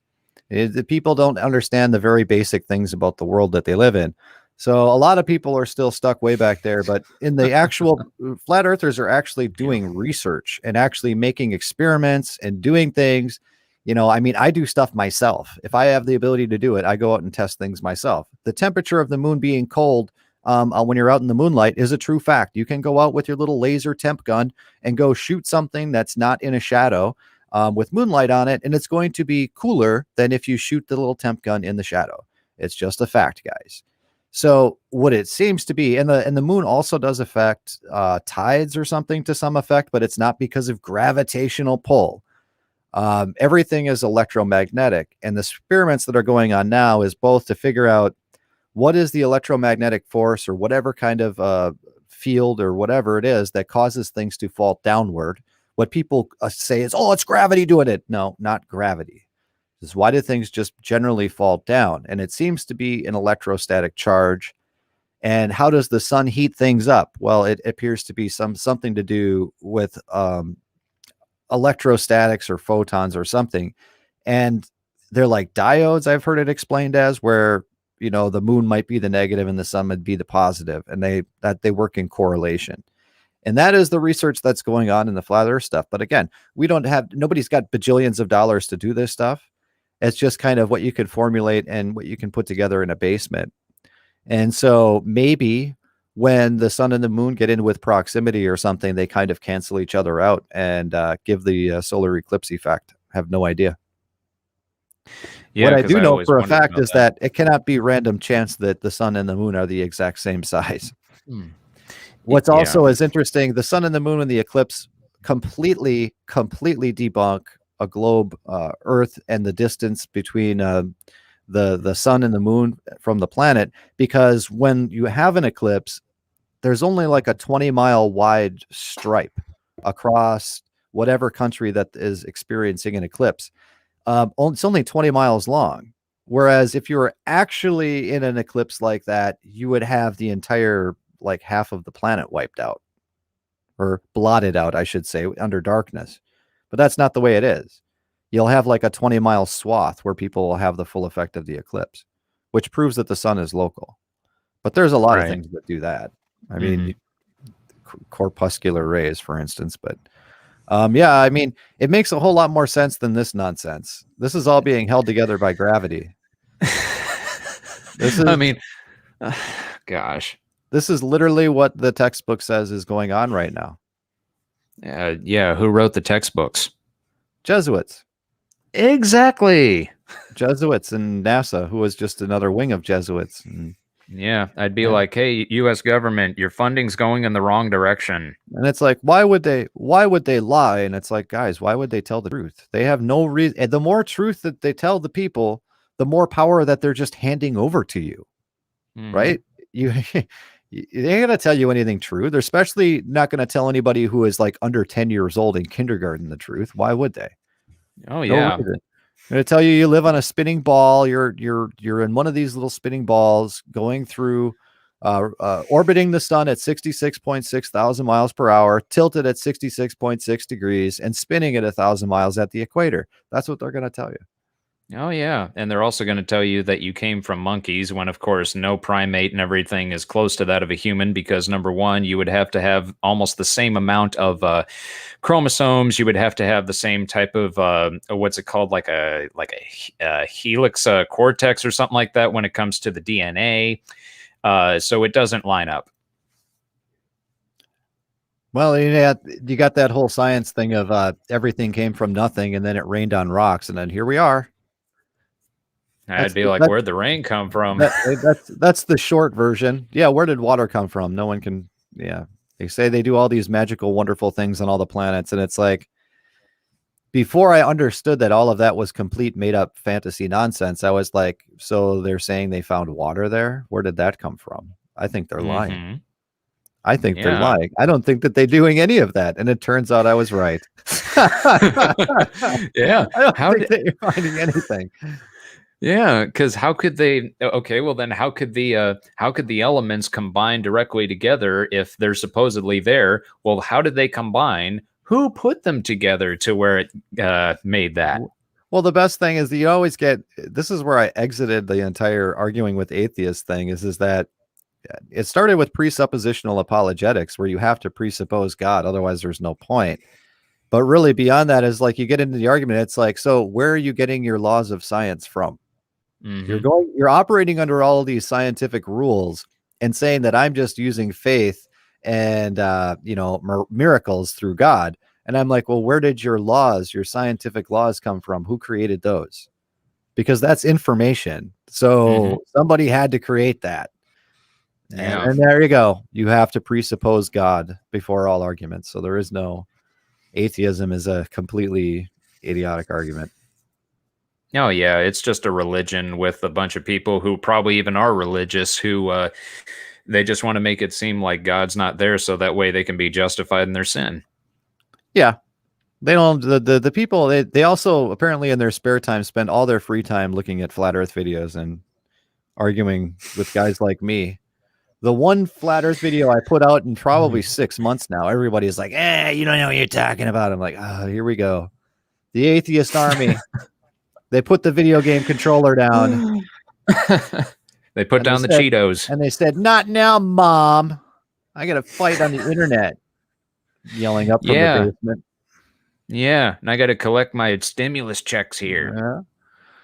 Yeah, that's unfortunate, but well, everybody has been there at some point in time. Yeah, they just get tired of dealing with it after a while, and man, the whole Cooties thing really kind of drained me as far as my compassion. Just say that. Yeah, I'm trying to have compassion and grace for people, especially in this time, and like a lot of patience.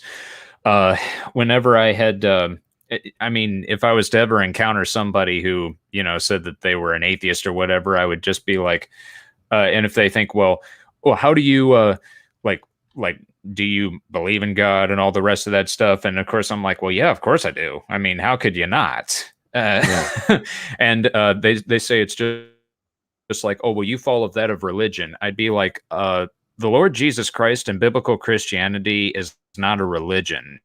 It's faith. A faith according to the facts, because it's found in archaeology, it's found in biology, it's found in history, it's found in even secular sources.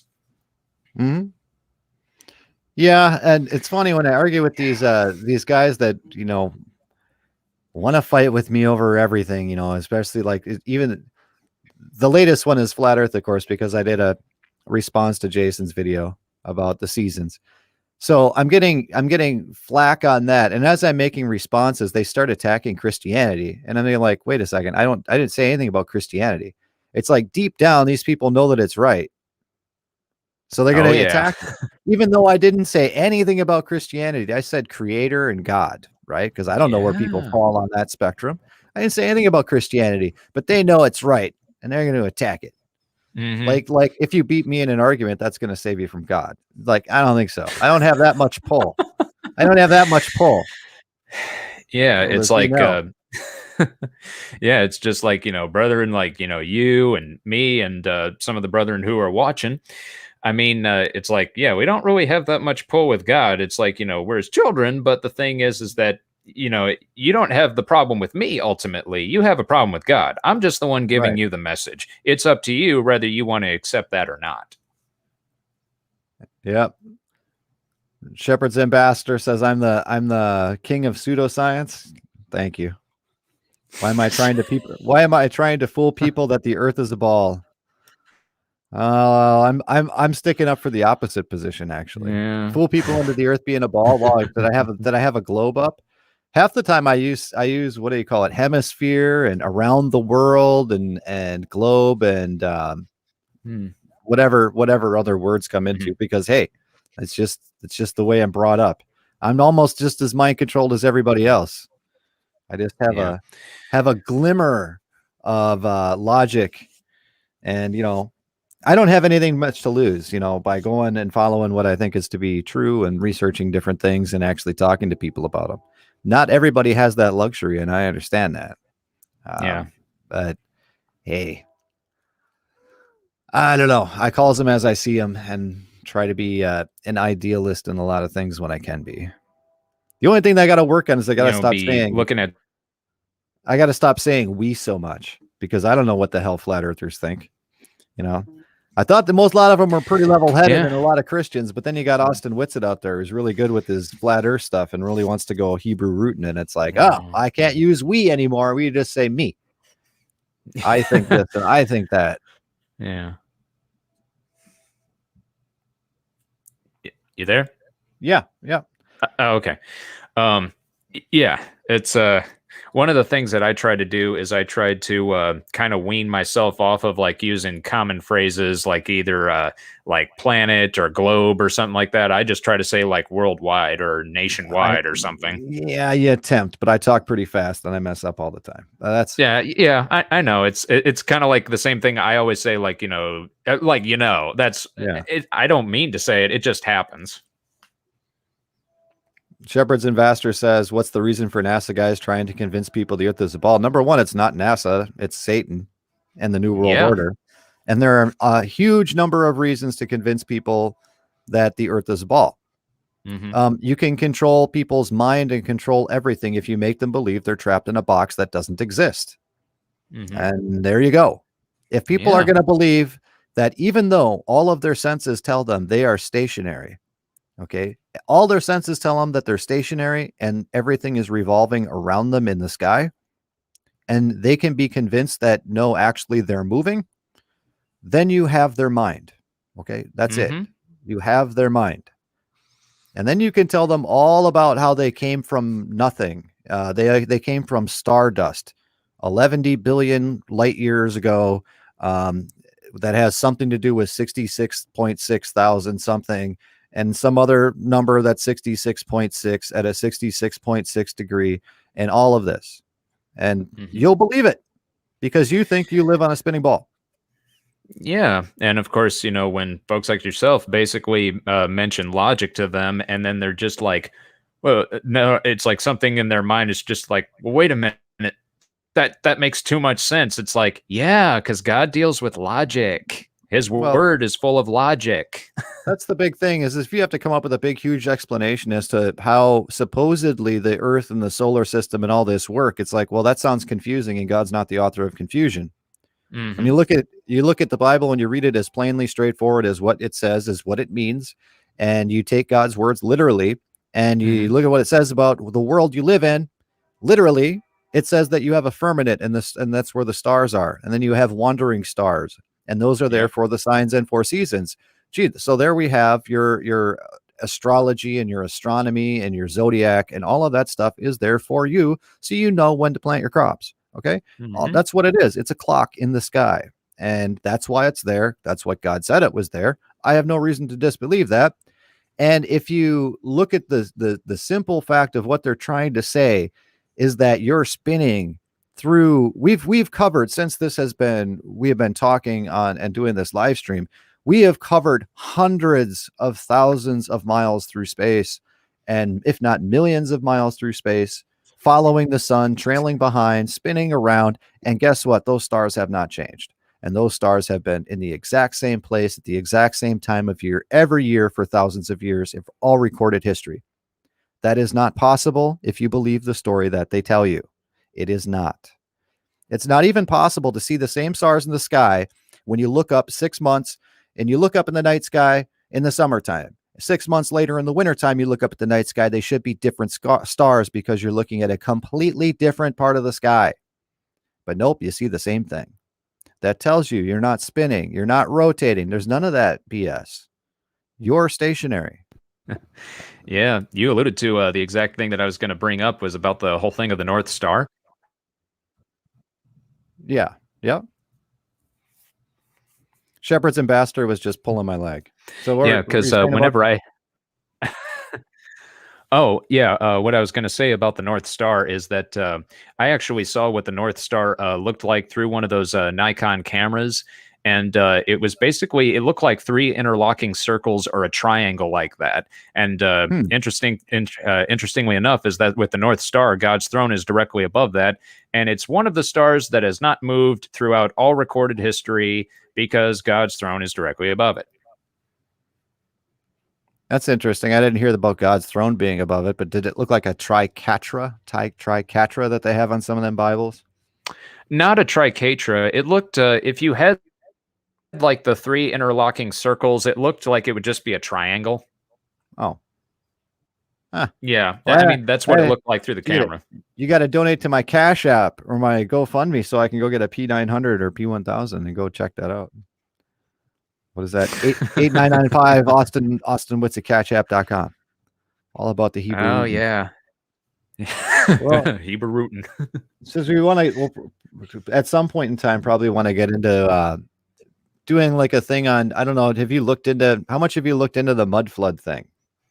I've actually never heard of the mud flood thing. I think you were probably the first one to mention about it. Oh, okay.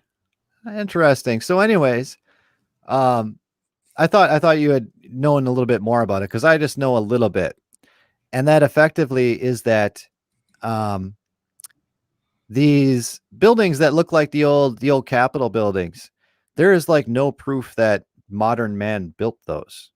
And there's buildings like the Capitol buildings. You see, they're like like what would be, you would be taught in schools. They're almost like Roman structures with the pillars, Yeah. And the statues and that sort of a thing that we were taught comes from sort of like a Roman culture, right? But we don't even know if that's true. But you look at the stories behind these magnificent buildings, and there is just no way that people, like when this thing was built, this is, I guess, a drawing, but buildings that are like this are all over the world and all the major cities where it's a completely different architecture that supposedly, when there was only a few million people on Earth, we're putting these things together with horse-drawn carts and no electricity. Oh, And they actually record it as building them over the course of like 3 or 4 years. And it's like, no, you're not doing that. And so what this comes up is that people are doing a lot of research in this, and it appears to be that it's ancient technology, that there's no way that people could have done it. So who built it? And the reason it's called mud flood is because a lot of times these buildings were sunk into the earth, and then they were excavated and turned into book depositories or government. They're always government buildings. So no one can own these privately except the Catholic Church, right? Yeah, these actually, now that you mention it, it's like I have heard about this stuff because, I would know how with these different structures that were built. Now you're breaking up a little bit.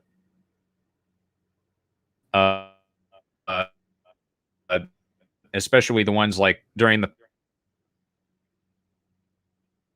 Oh, you're starting to break. I think we're going to lose you.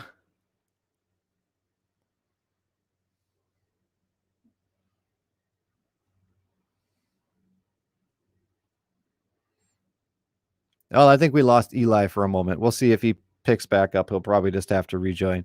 Yeah, Shepherd's Ambassador. World. Oh, here he is. Like, no wonder that. You there, man?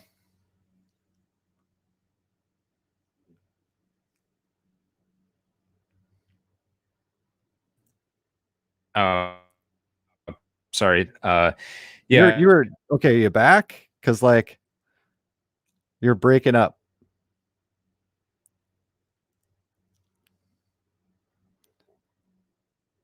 He's using dial-up, and someone's trying to use the phone. Oh, here he is.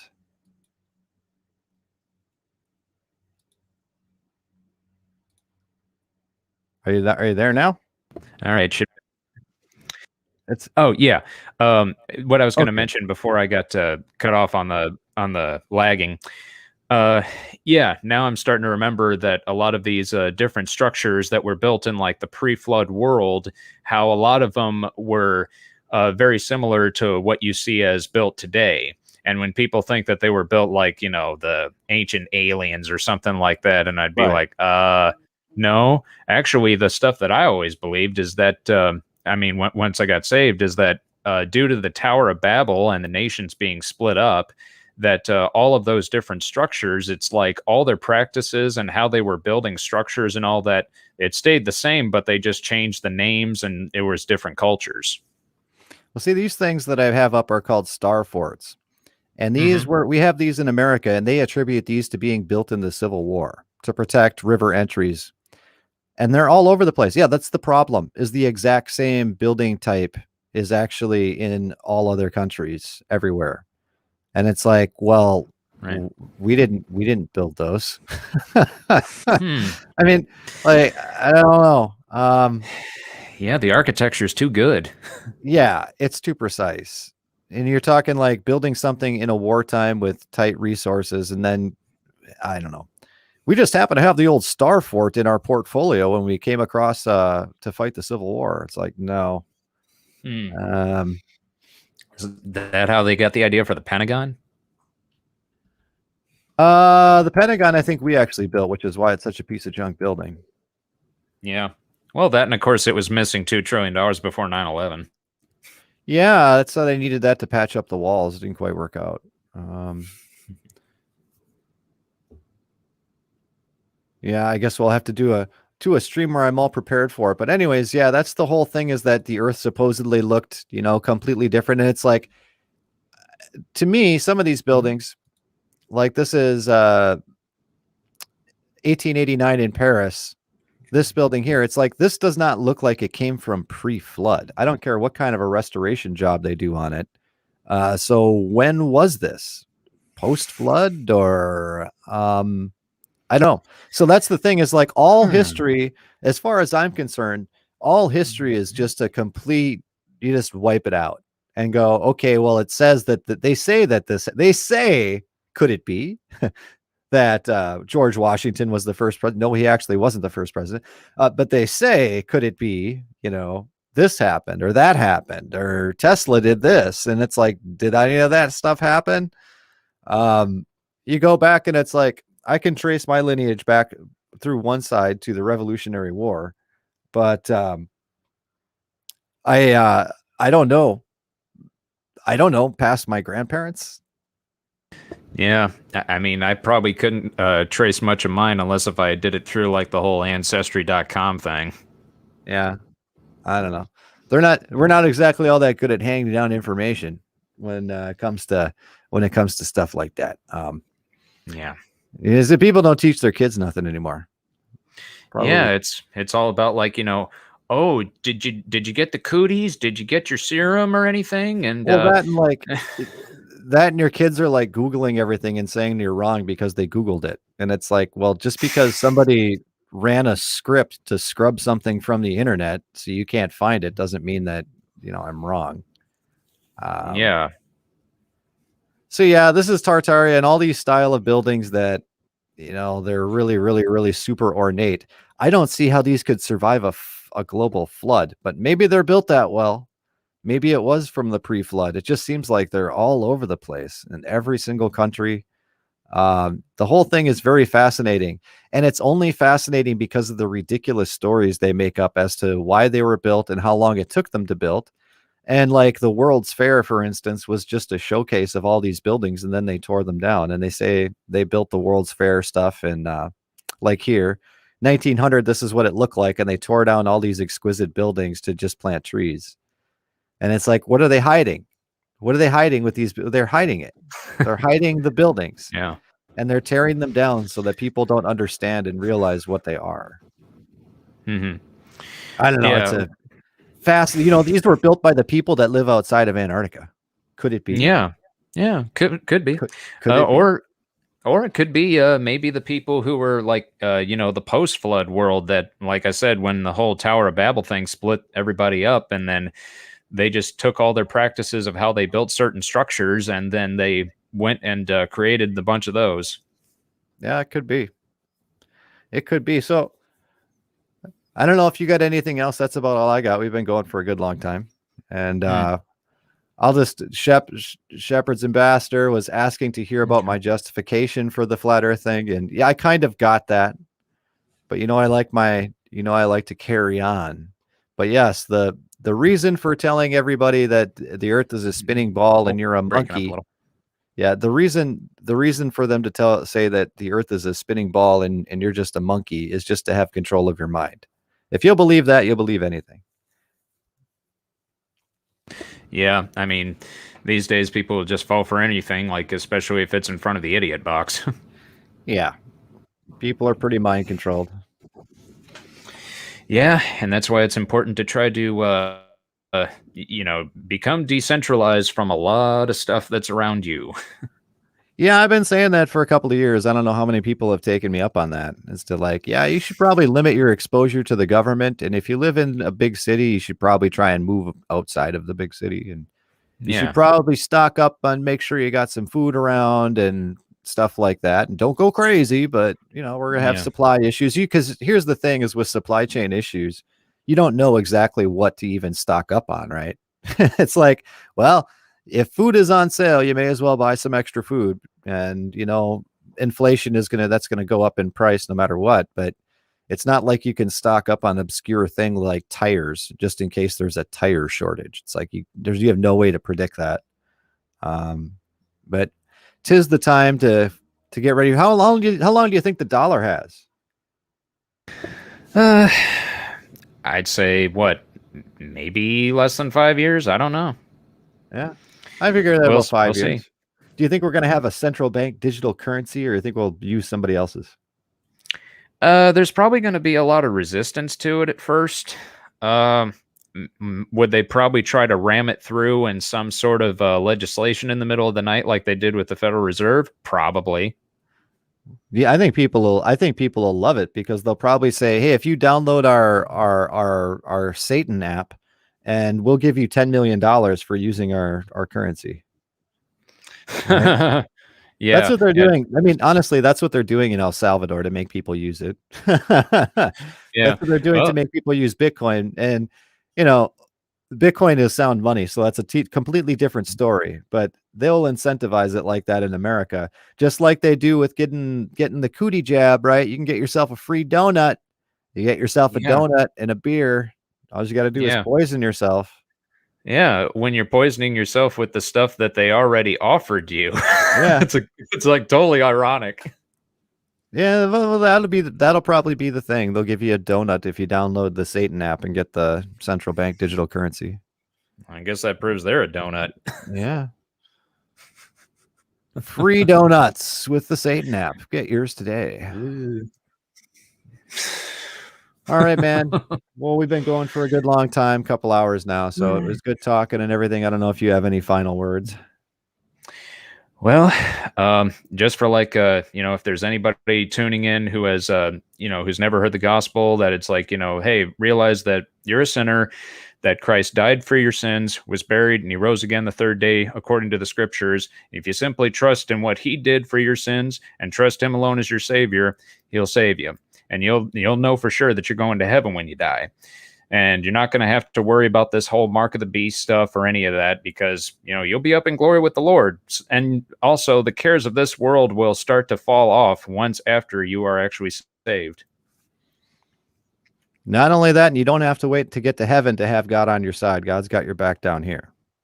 Amen to that. You have a friend in the Lord, and all glory to God. And for sure, the closer you are to God, the better your life will be on earth right now. And in some sense, maybe you could say you'd have your best life now. I know that goes towards the guys like Joel Osteen and things like that who, aren't saved or certainly don't act like it. But, if you're a friend of God's, there isn't really anything that isn't impossible. So I guess with that is what we have. It was good having you here, Eli, and thanks for everyone for showing up. And take it easy, take care, and we'll investigate Tartaria and Mudflood for another day. Yeah, thanks for having me on, Max. Have a good one. All right, you too. Good night.